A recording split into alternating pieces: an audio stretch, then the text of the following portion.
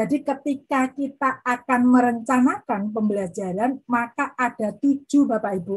Ada 7 tahapan yang harus Bapak Ibu lakukan atau harus Bapak Ibu lalui. Tahapan yang pertama adalah menganalisis capaian pembelajaran atau CP. Jadi sekali lagi Bapak Ibu, CP ini tidak dibuat sendiri oleh masing-masing satuan pendidikan. Jadi CP atau capaian pembelajaran ini sudah ditetapkan oleh pemerintah dari BSKAP nomor 033. Jadi Bapak Ibu tinggal mengacu di situ. CP-nya sudah sangat lengkap untuk setiap satuan pendidikan dan di situ juga sudah ada elemen-elemennya. Jadi Bapak Ibu tinggal menyesuaikan saja CP yang sudah ditetapkan oleh pemerintah.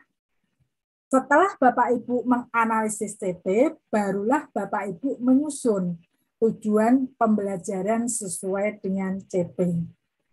Nah, rujukannya dari mana Bapak Ibu guru hebat untuk menyusun TP?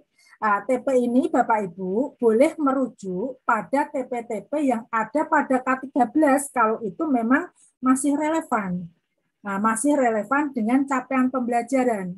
Bapak Ibu pun boleh juga merujuk pada sumber-sumber pustaka dari para pakar atau ahli di bidang pendidikan. Jadi semakin banyak sumber untuk penyusunan tujuan pembelajaran ketika menganalisis CP itu akan sangat bagus sekali. Baru setelah itu Bapak Ibu, ketika TP-TP sudah Bapak Ibu susun, langkah berikutnya adalah menyusun atau menentukan alur tujuan pembelajaran. Ini yang biasanya disingkat juga dengan ATP. Tapi ATP kita yang di tema tadi ya Bapak Ibu adalah assessment and testing. Jadi kalau ATP di sini pada saat tahapan penyusunan perencanaan pembelajaran itu yang dimaksud adalah alur tujuan pembelajaran. Ini Bapak Ibu yang di awal itu sempat menjadi diskusi dari banyak Bapak Ibu guru yang ada di satuan pendidikan. Ada yang tanya, Bu Nina, saya sama-sama ngajar mapel pada tingkat yang sama. Kenapa kok ATP saya berbeda ya dengan Bapak Ibu di sekolah yang lain?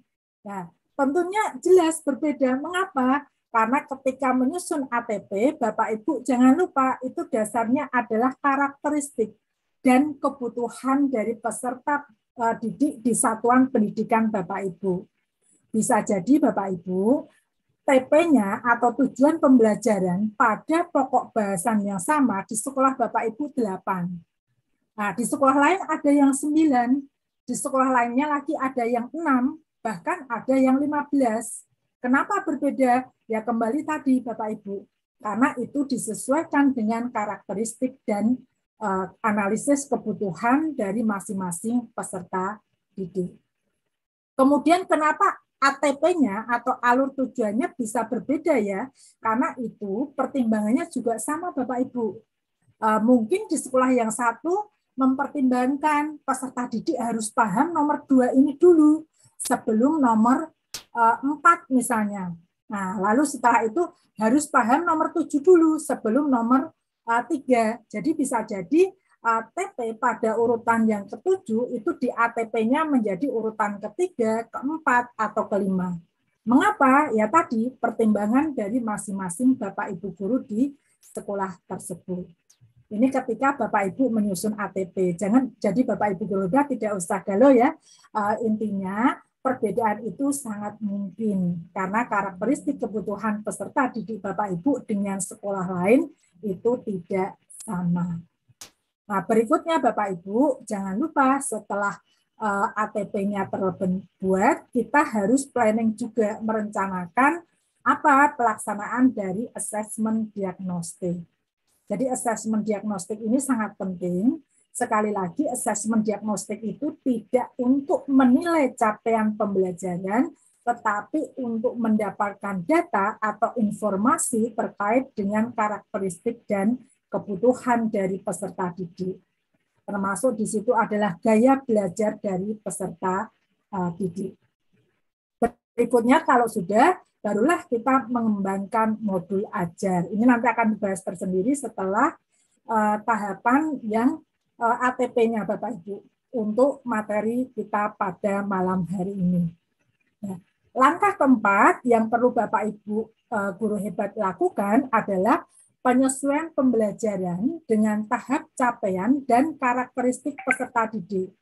Nah, tadi yang saya sampaikan, jadi bisa jadi Bapak Ibu, untuk materi yang sifatnya nyambung ya Bapak Ibu, bahasa Indonesia misalnya di kelas bawah, misalnya di kelas 1, kelas 2, kelas 3, mungkin urutannya itu berbeda. Karena tergantung dari tahap capaian dan karakteristik peserta didik.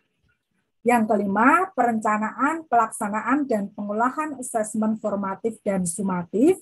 Kemudian pelaporan kemajuan belajar yang baru saja Bapak Ibu laksanakan atau lakukan. Dan yang ketujuh adalah evaluasi pembelajaran dan asesmen. Mengapa yang ketujuh ini penting?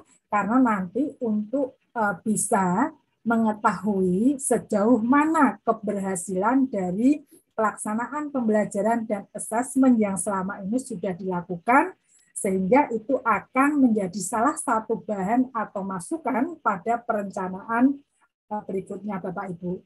Tetapi sayangnya Bapak Ibu, kondisi yang ada di lapangan seringkali evaluasi ketika setelah kemajuan belajar itu sudah dilaporkan ke orang tua siswa, kemudian diketahui oleh peserta didik, untuk evaluasi pembelajaran dan asesmen ini seringkali hanya bersifat formalitas saja.